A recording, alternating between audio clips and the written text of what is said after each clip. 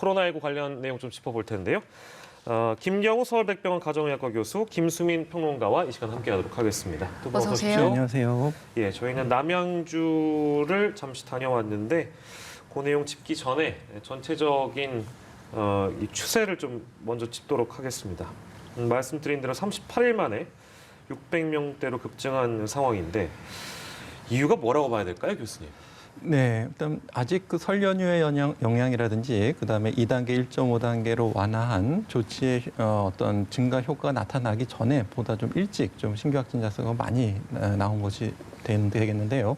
지난주에 감염제 생산 지수가 전국적으로 한 0.96 그리고 수도권은 이제 1을 초과하는 상황에서 지금 수도권 확진자도 계속 70% 가까이 차지하면서 400명 이상 계속 나오고 있기 때문에 지금 상황에서 앞으로 이제 수도권에서 더 증가세가 더 확산될 요인들이 더 많이 남아 있기 때문에 더 많이 증가할 가능성이 많겠고 또 비수도권 같은 경우에도 수도권에서의 어떤 비수도권 이동이라든지 거리 조정 완화를 통해서 비수도권에서도 증가세가 더 많이 증가할 것으로 예측되기 때문에 앞으로가 이제 더 문제가 될 것 같고 문제는 지난 12월처럼 1,000명, 1,200명대로 증가했을 때 우리가 다시 낮출 수 있을 것인가, 얼마만큼 빨리 낮출 수 있을 것인가에 대해서 아직 확실한 어떤 자신감이 없기 때문에 변이 바이러스 유입이라든지 계약이라든지 이런 영향 등에 대해서 앞으로 조금 더 증가할 요인에 대해서 조금 더 우려가 큰 상황이다 이렇게 말씀드릴 수 있겠습니다. 연휴 이후에 이제 확산이 될 가능성이 있다. 뭐 이런 부분은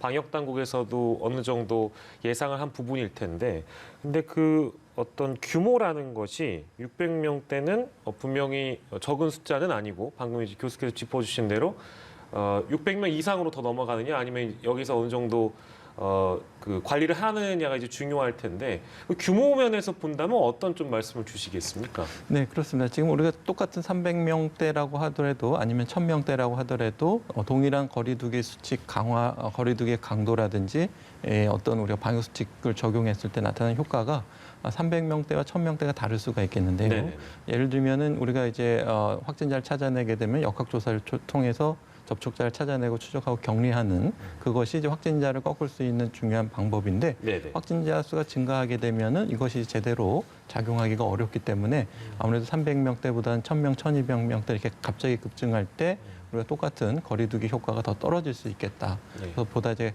강도 높은 조치가 필요하고 그것이 계속 하향세로 접어들기까지 또 상당히 많은 시간이 걸리기 때문에 지금 빨리 거리두기를 더 강화하거나 또 방역수칙 준수가 더 철저한 조치가 필요한데 문제는 오늘부터 거리두기를 강화한다고 해도 그 효과가 나타나려면 또 1, 2주가 또 걸리기 때문에 일단은 지금 아직 확산세가 확진자 수로 증가할 그 여파가 아직은 나타나고 있지 않기 때문에 그것이 조금 더 걱정되는 부분이라고 할 수 있겠습니다. 네.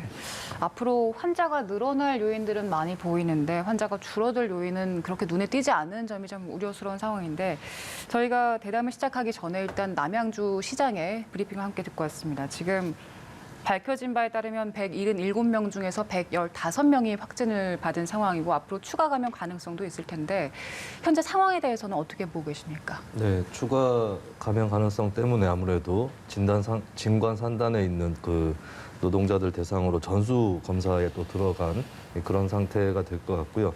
여기서 좀 주의를 해서 더 주목을 해야 될 부분은 외국인 근로자라는 대목보다는 기숙사라는 것입니다. 외국인 근로자 아니더라도 내국인이더라도 원래 살던 거처라든지 가족들과 같이 살던 그런 거처에서 많이 옮겨서 긴 거리로 옮겨서 직장을 다니는 분들은 기숙사에 살게 될 텐데 이 기숙사라는 환경 자체가 합숙을 하고 또 잘못하면 밀접, 밀폐, 밀집 이 조건들을 충족시키는 환경이 충분히 될 수 있는 것이죠. 이미 몇 군데 기숙사에서 그런 사례가 나타나기도 했었고 근데 이 기숙사에 사는 사람들을 뭐 다른 데로 옮기라라고 할 수도 없는 노릇입니다. 가족들하고도 멀리 떨어져서 사는 경우가 대부분일 것이고 자비를 들여서 자취를 하거나 숙박업소를 구해야 되는데 기숙사에 그 살던 형태를 그대로 놔두면서 이 방역을 또 세워나가야 된다라고 하는 그런 좀 까다로운 조건들이 있는 것이죠. 이 부분에 대해서 지금까지 당국에서 어느 정도 신경을 썼는지 좀 돌아볼 필요가 있을 것 같고요. 기숙사에서 지켜져야 될 뭐 주기적인 환기라든지 또 소독이라든지 이런 것들뿐만 아니라 이번 사건을 계기로 해서 전수적인 어떤 검사라든지 또 일상적인 발열 체크 이런 부분들 굉장히 중요해졌다라고 볼 수가 있겠습니다. 네. 그리고 이런 부분들을 뭐 방역 당국이 다 대처를 하기 대단히 어려운데 이런 부분에 대해서 공단에서 발생한 일이고 또 노동자들 사이에서 발생한 일이란 말이죠. 예. 그렇다면 경제단체라든지 노동단체 그리고 지자체의 외국인 근로자나 노동 관련한 부서들 이쪽에 긴밀한 협력 체계가 필요하다라고 하는 것을 이번 사건을 통해서 다시 한번 깨달을 수 있겠습니다. 네, 아까도 이제 브리핑에서는 현재까지는 죄송합니다.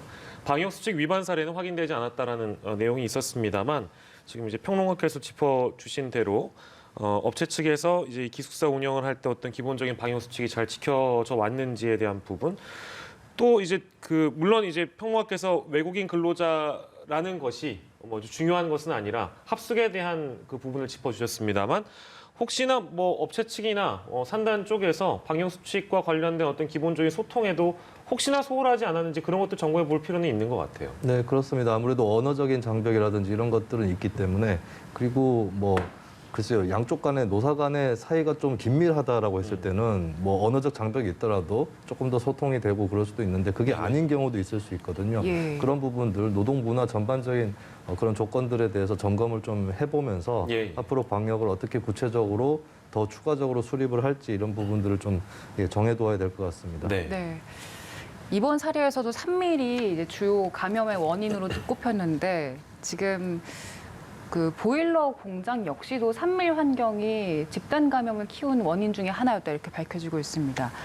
지금 확진자가 발생한 뒤에 처음에 전수 검사를 하지 않은 점도 이렇게 대량 확진자 발생을 일으킨 것 같아요.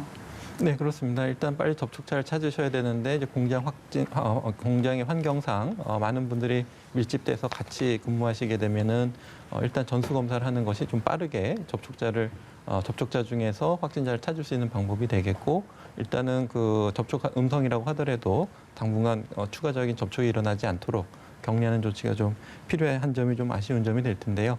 근데 이런 유사한 공장의 환경에 있는 분들이 많이 계실 겁니다. 날씨가 춥기 때문에 네. 어느 정도 밀폐된 환경에서 또 이제 온풍기도 가동하셔야 되고 또 식사도 좀 같이 모여서 하셔야 되고 또 필요한 경우에 이제 출퇴근하다가 또 그쪽에서 단체로 또 숙식을 또 같이 하시는 경우도 있기 때문에 예. 이렇게 특히 이제 마스크를 아무리 잘 착용하셔도 이제 식사를 같이 하신다던가 생활을 같이 하신다든지 그리고 온풍기 같은 환경에도 추울 때 키셔야 되지만 충분한 적절한 환기가 되지 않으면 비말을 더 멀리 전파시킬 수 있는 위험성이 될 수가 있기 때문에 보다 이제 마스크를 착용하신다고 해도 이제 근접한 거리에서 다량의 비말에 노출되시면은 틈으로 흡입되실 수 있는 가능성이 있기 때문에 방역 수칙을 잘 지키셔도 이제 100%다 완벽하게 차단할 수는 없기 때문에 일단은 근무 환경에 대한 개선도 좀 필요하실 것 같고 또 아무래도 또 의심 증상을 보이시는 분이 계시면은 이제 출근하지 말고 조기에 검사를 받도록 이렇게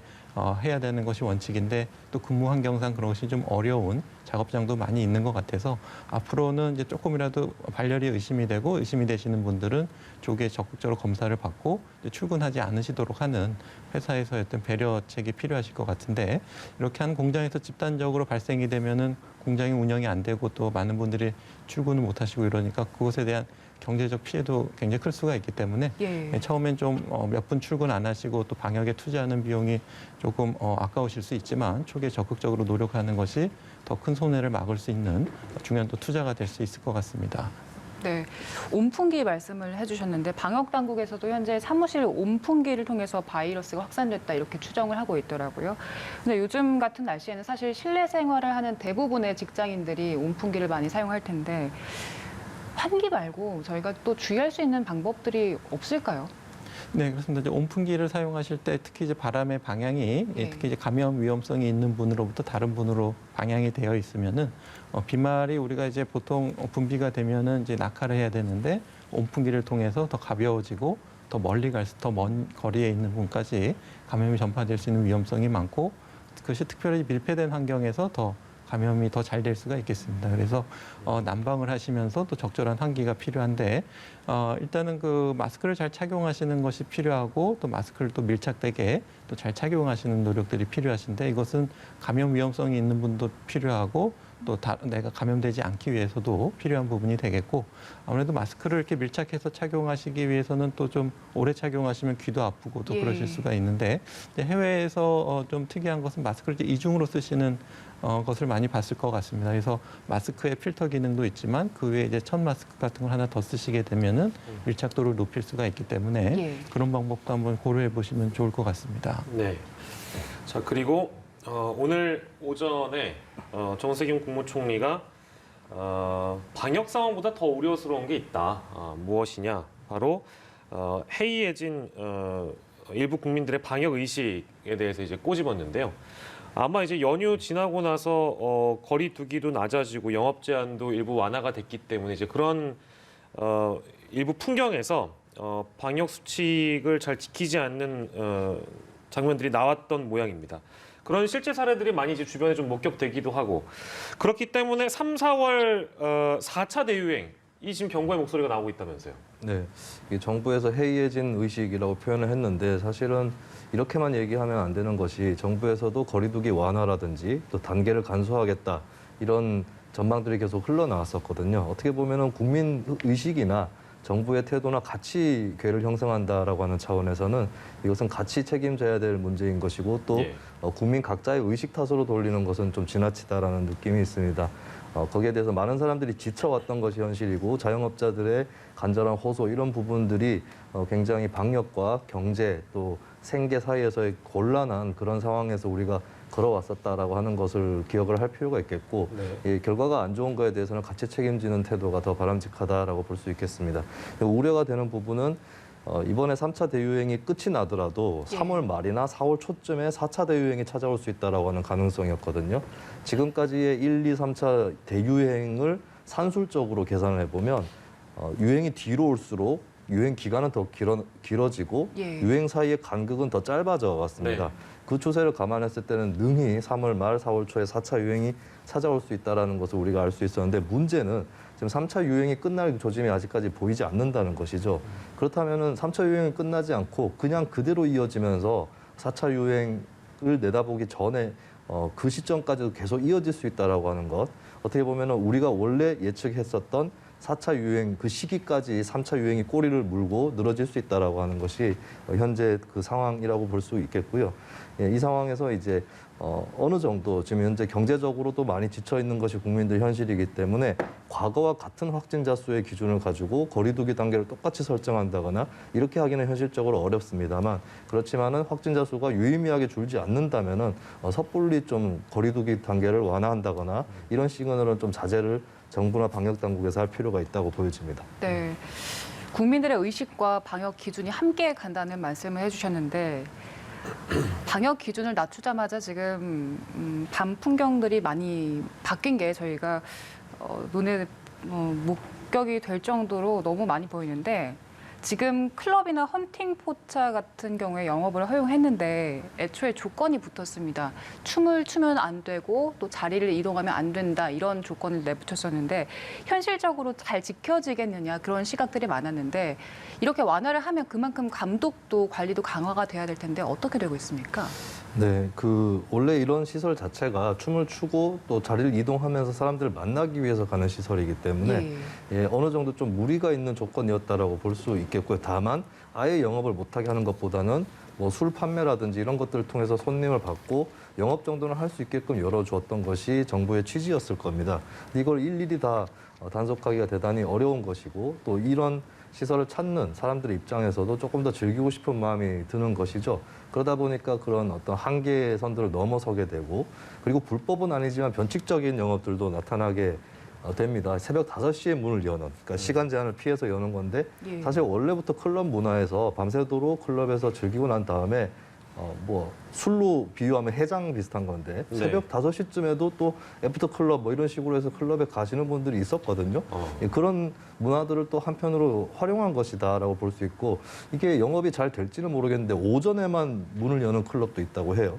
네, 그래서 그런 식으로 홍보를 하기도 하고 어떤 데는 2부제 형식으로 오전에 열고 10시까지 제한이 있으니까 일단은 닫은 다음에 새벽 5시에 다시 여는 예. 이런 영업 형태들도 있습니다만은 그래서 이런 부분들이 설령 뭐 불법은 아니라 할지라도 일단은 방문하시는 소비자들이 좀 생각을 할 필요가 있겠습니다. 이런 환경이 특히 마스크를 벗고 술을 마시고 춤을 추고 같이 이동을 하면서 사람들을 밀집 접촉하게 되는 거 이런 것들이 위험할 수 있다는 것을 좀 먼저 소비자 입장에서 인식을 해서 가능하면 이런 환경을 좀 피하거나 자제하는 것이 좋을 거라고 보여집니다. 예, 네, 알겠습니다. 그리고 설 연휴 동안에 방역 수칙을 위반한 신고를 보니까 가족, 친지 간의 모임이 상당히 많았습니다. 그만큼 가족 간에는 거리두기가 잘 지켜지지 않았다 이렇게 볼 수 있는 건데 이제 슬슬 설 연휴 동안의 만남의 영향이 수면 위로 올라올 텐데 저희가 또 반복적으로 겪어오지 않았습니까? 이제 앞으로 대응은 어떻게 해야 되겠습니까? 네, 그렇습니다. 지금 한 일주일 정도 됐고 이제 이번 주말이면 열흘 정도니까 말씀하신 것처럼 이제 설 연휴 때 감염되신 분들의 어떤 2차, 3차 감염자분들이 확진자 증가세로 나타날 가능성이 많은데요. 물론 이제 부모나 형제, 가족들 간에 이렇게 감염 전파를 의도적으로 시키려고 만나신 건 아닌데 무증상식의 충분한 감염 전파가 있기 때문에 조금 더 주의하셨으면 하는 아쉬움이 있고 이제 어느 정도 가족 간의 감염 전파가 나타날지는 질병청에서 지금 분류해서 지금 통계를 확인하고 있는 작업이라고 하니까 좀 지켜봐야 될 것 같고요. 예. 일단은 그 조금이라도 의심이 되시는 분들은 지금부터라도 적극적으로 검사를 좀 받아서 보다 좀 조기에 찾아내고 추가적인 N차 전파가 일어나지 않도록 하시는 노력들이 필요하실 것 같은데요. 어떤 직계 가족 간의 모임 같은 것을 금지하는 것에 조금 불만이 많으셨지만은 어떻게 보면 뭐 과태료나 어떤 신고를 떠나서 가족들이 감염되는 것 자체가 가장 큰 피해이기 때문에 좀 아무래도 좀 이런 정부의 좀 불만적인 조치라고 하더라도 국민들을 보호하기 위한 조치라고 생각하시고 좀 따라줬으면 하는 아쉬움이 있는데 어느 정도 규모로 나타날지는 좀 잘 지켜봐야 되겠고 또 적극적으로 조기에 찾아내는 노력들이 지금 필요하다고 볼 수 있겠습니다. 그리고 이것 관련해서 이번 주말부터 뭐 확진자가 본격적으로 나올 것이다라는 전문가들의 경고가 있었나 봅니다. 그건 어떻게 보세요?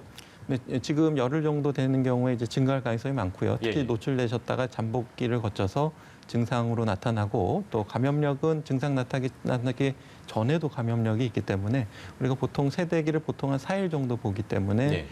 이번 주말이면 한 두세 세대기 정도 지난 시점이라고 봐야 될 것 같고 예. 그렇게 되면은 본격적으로 무증상이라고 하더라도 전파돼서 그 중에서 이제 감염되신 분들이 나오고 그분들의 접촉자를 확인하는 과정에서 확진자는 많이 나올 것으로 예상이 됩니다. 예, 걱정이네요. 네. 자, 그리고 새로운 거리두기 체계를 다음 달부터 이제 정부가 적용한다고 이미 예고를 한 바 있습니다. 다음 주에 이제 그 윤곽이 나올 예정이라고 하는데 지금 상황을 염두를 해둔다면, 그러니까 지금 상황을 고려한다면 아마 이 거리두기 개편 작업에도 분명히 영향을 줄 거라는 그런 예상들이 나오고 있습니다. 김수민 평론가께서 어떻게 좀 예상하세요? 아마 확진자 수가 크게 줄지는 않더라도 현재 상황을 그대로 유지한다고 했을 때는 정부 입장에서도 거리두기를 완화를 해야겠다라고 예. 적극적으로 검토를 해볼 수 있었을 겁니다. 여러 가지 이유가 있는데 확진자 수 기준을 계속해서 똑같이 적용하기 어려운 것은 사람들이 거리두기를 계속 해왔기 때문에 심리적으로 지쳐가는 부분이 분명히 있는 것이고 두 번째는 아무래도 자영업자들이라든지 이쪽의 경제적 피해 부분이 되겠죠. 그런 의미에서는 확진자가 줄지 않더라도 유지만 되어도 완화할 수 있는 그런 조건이 주어졌는데 지금 다시 늘어날 수도 있는 그런 기미가 또 보이고 있는 것이기 때문에 아무래도 거리두기 개편에 대해서도 어느 정도는 제동이 걸릴 수밖에 없겠다라고 하는 부분이 있습니다. 그리고 4차 대유행을 염두에 둔다고 했을 때 3차 대유행에서 그래도 최소한 확진자를 줄여나가고 또 감염 재생산 지수나 이런 것들을 제대로 통제를 한 다음에 그다음에 어느 정도 시간을 보내다가 4차 대유행을 맞이한다면 그나마 좀 홀가분한 그런 입장이 될 수 있는데 현재로서는 이제 3차 대유행 자체가 끝날 기미조차 잘 보이지 않는 데다가 예. 4차 대유행이 왔을 때 3차 대유행의 후유증 때문에 갑자기 또 확진자 수가 폭증을 하게 되는 그런 사태도 우려가 된다는 말이죠. 그런 의미에서 정부 입장에서는 또 날도 2월에 풀리게 되면은 잘못 거리두기를 완화했다가 뭐 손님들이나 이쪽이 더 늘어나고 감염원이 더 많이 발생할 수 있는 그런 또 요인들이 곳곳에 도사리고 있는 것이 사실입니다. 그렇기 때문에 정부에서도 일단은 좀 거리두기 완화에 대해서 유보적인 그런 입장으로 선회하지 않을까 그렇게 전망이 되고요. 예. 대신에 여기에 따른 반대급부가 있는 것이죠. 거리두기가 계속해서 유지된다고 했을 때 안 그래도 현재 민심은 폭발하는 그런 부분들이 자영업자층에서 나타나고 있는데 이분들에 대한 손실 보상이라든지 경제적인 피해 지원 이런 것들을 정치권에서 빨리 마련하는 것이 또 한편의 대안이 될 수밖에 없겠다는 생각이 듭니다. 예, 네. 말씀 주신 것처럼 계절적으로도 이제 봄이 오고 계약도 앞두고 있고 백신은 그런데 아직 접종을 시작조차 못하고 있는 상황에서 이번 주에 어떤 대유행 전조라는 분석들까지 전문가들의 예상이 나오고 있는 상황이고 상황이 심상치 않은데 거리두기를 어떻게 개편할 것인가 아무튼 고민이 굉장히 깊을 거란 예상이 듭니다. 김경호 교수께서 어떻게 좀 예상하세요? 네, 그 21년 정부 업무 보고 계획에 따르면은 우리가 거리두기를 개편할 때 이제 예방 접종률에 따라서 좀 완화하는 단계가 나와 있습니다. 그래서 그것이 합리적일 것으로 생각이 되는데 이제 말씀하신 것처럼 예방 접종을 어느 정도 하면은 단계를 하나씩 낮추고 이렇게 가야 되는데 좀 시간이 오래 걸릴 것 같습니다. 예. 그리고 지금 하고 있는 것처럼 어떤가 자율과 책임에 맡기는 방역으로 진행하겠다는 건데 대부분은 잘 지키시겠지만 또 일부 네. 국민들께서는 그걸 좀 지키기 어렵거나 안 지키시는 분들이 있기 때문에 조금 문제가 될 수 있을 것 같고요. 예. 또 거기에 대해서 강력한 제재, 원 스트라이크 아웃 등과 같이 좀 강력한 제재를 하겠다라는 발표가 있었는데요. 또 한 가지 방향은 지금 5단계로 되어 있는 것을 좀 3단계로 조금 국민들이 이해하기 쉽게 바꾸겠다 이런 논의가 있었기 때문에 아마 좀 단계를 조금 구분을 조금 더 간편하게 하고 그리고 예방 접종률에 따라서 거리두기를 완화하는 그런 안이 들어갈 것 같고요. 예. 그리고 지금 일일 신규 확진자 수가 주 핵심 지표로 거리두기 조정을 낮추고 높이는 기준으로 되어 있는데 일일 신규 확진자 수를 기준으로 하게 되면 좀 대응이 늦기 때문에 예. 좀 다른 지표들을 많이 활용해서 예를 들면 감염체 생산 지수를 확인한다든지 뭐 이동량을 확인한다든지 해서 다른 지표보다 좀 빨리 예측할 수 있는 지표들을 좀 활용할 것으로 예측이 됩니다. 예. 네, 알겠습니다. 저희가 이달 말에 백신 접종을 하기 전까지 상황을 좀 안정시키는 것이 목표였었는데 지금 상황이 따라주질 않는 거 보니 참 우려스러운 상황입니다. 백신 이야기 나눠보겠습니다. 지금 아스트라제네카 백신이 지난 10일에 품목 허가를 받았다 이런 소식을 전해드렸었는데요. 이제 국가 승인 출하 승인 절차까지 마쳤더라고요. 이 국가 출하 승인 절차를 마치면 이제 최종적으로 저희가 접종을 받을 수 있는 겁니까? 네, 그렇습니다. 이제 품목 허가는 그동안에 이제 효과성, 안전성을 검토하고 그것보다 이제 그것을 생산하는 공장에서 어느 정도 안정적으로 잘 생산할 수 있는지 등을 점검해서 품목 허가가 됐고 오늘 이제 국가 출하 승인 같은 경우는 실제로 그 과정을 만들어서 이제 거쳐서 만들어진 백신 자체가 제조 단위별로 잘 만들어졌는지 샘플을 통해서 확인하거나 또 그 백신이 만들어진 재료에 대한 시약에 대한 검토 서류를 다시 한번 검토해서 예. 최종적으로 출시되기 전에 한 번 더 확인하는 과정이라고 보시면 좋을 것 같고 국가 출하 승인 과정을 거치면 이제 본격적으로 접종이 시작될 수 있겠고요. 물론 이제 출시가 돼서 접종이 이루어진 후에라도 계속적인 모니터링 감시 같은 것은 이루어지게 되겠습니다. 네, 알겠습니다. 지금 우리 정부가 백신을 더 확보한 상황입니다. 그래서 7,900만 명분이 확보된 상황인데 수치만 놓고 봤을 때는 우리 국민들이 충분히 맞을 수 있는 수치지만 문제는 확보보다 수급이지 않습니까? 6월 전까지 우리 손에 넣어서 실제 우리가 맞을 수 있는 주사가 얼마나 되겠냐 이런 의문들도 있더라고요. 네, 그렇습니다. 그래서 아마도 다양한 백신을 확보하는 것이 이제 우리가 좀 보다 빨리 확보할 수 있는 또 하나의 방법이 될 수가 있겠는데요. 지금 우리가 정부가 예상하고 계약한 물량에 비해서 우리나라뿐만 아니라 전 세계적으로 좀 수급에 좀 지연이 생기고 있는 것이 지금 사실이고요.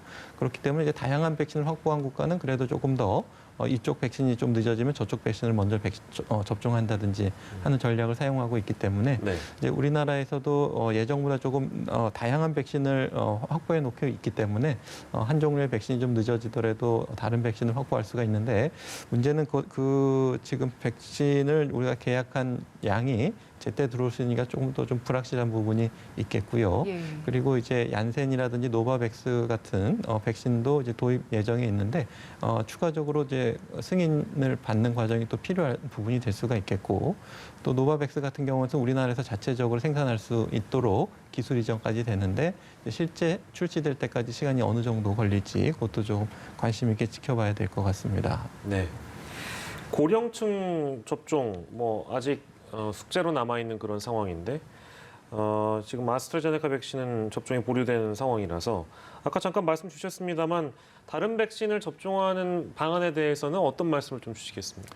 네, 가장 좋은 것은 이제 우리가 좀 많이 확보하고 있는 아스트라제네카 백신에 대해서 고령층에 대한 임상 자료가 이제 확실하게 나오면 이렇게 제일 좋은 시나리오가 될 것 같고요. 네네. 만약에 이제 효과가 없다는 것이 이제 증명이 됐다. 만약에 적은 확률이지만 예. 그렇게 되는 경우에는 이제 다른 백신을 접종을 해야 될 텐데 일단은 그 얀센이나 노바백스 백신 같은 경우에는 우리가 냉장 유통이 가능하기 때문에 빠른 시기에 많은 분들을 접종할 수가 있는데 이제 초좀 아직 그 어느 정도 좀 일정이 좀 불투명한 부분이 있겠고요. 네네.